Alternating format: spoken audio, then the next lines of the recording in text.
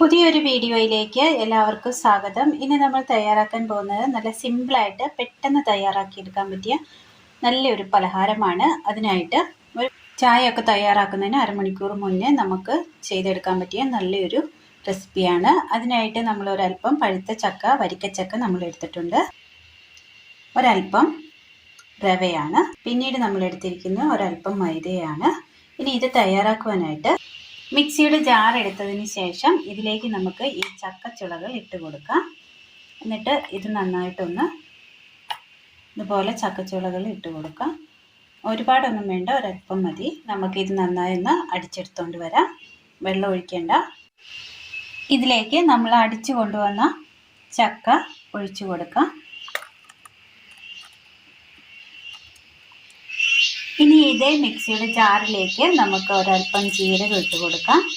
ഒരു ഏലക്കയുടെ കുരു ഇട്ട് കൊടുത്തിട്ടുണ്ട്. ഇനി ഇതിലേക്ക് നമുക്ക് ഈ മൈദ ഇട്ട് കൊടുക്കാം. ഇതിനൊപ്പം തന്നെ ഒരല്പം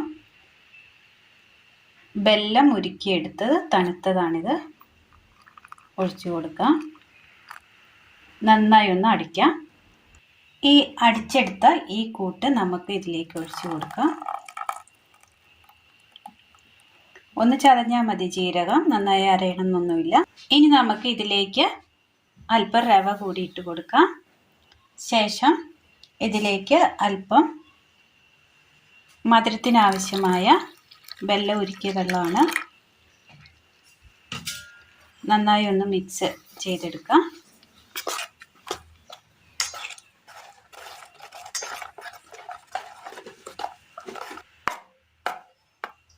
ഇതിന് നമുക്ക് ഇതുപോലെ നമുക്ക് കിട്ടിയിട്ടുണ്ട്. ഇത് നമുക്കൊരു 5 മിനിറ്റ് ഒന്ന് മൂടി വെക്കാം. ഇഡ്ഡലി പാത്രത്തിൽ ഒരല്പം വെള്ളം ഒഴിച്ചു കൊടുത്ത് അതിലേക്ക് നമുക്ക് നന്നായി ഒന്ന് തിളച്ച് വരുമ്പോൾ ഇഡ്ഡലി തട്ടിലേക്ക് നമുക്ക് ഈ മാവിൻ്റെ കൂട്ട് ഒഴിച്ചു കൊടുക്കാം.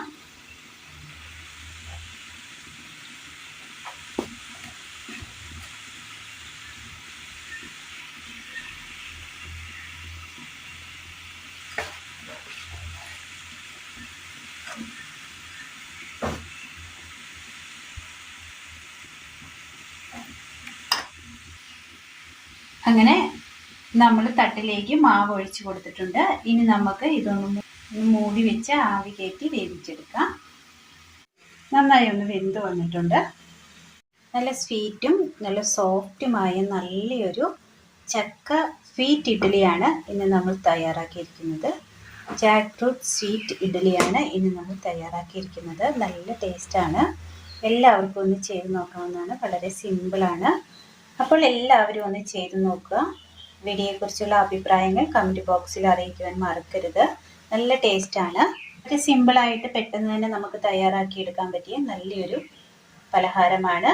എല്ലാവരും ഒന്ന് ചെയ്ത് നോക്കുക. നല്ലതിനെക്കുറിച്ചുള്ള അഭിപ്രായങ്ങൾ കമൻറ്റ് ബോക്സിൽ അറിയിക്കുവാൻ മറക്കരുത്.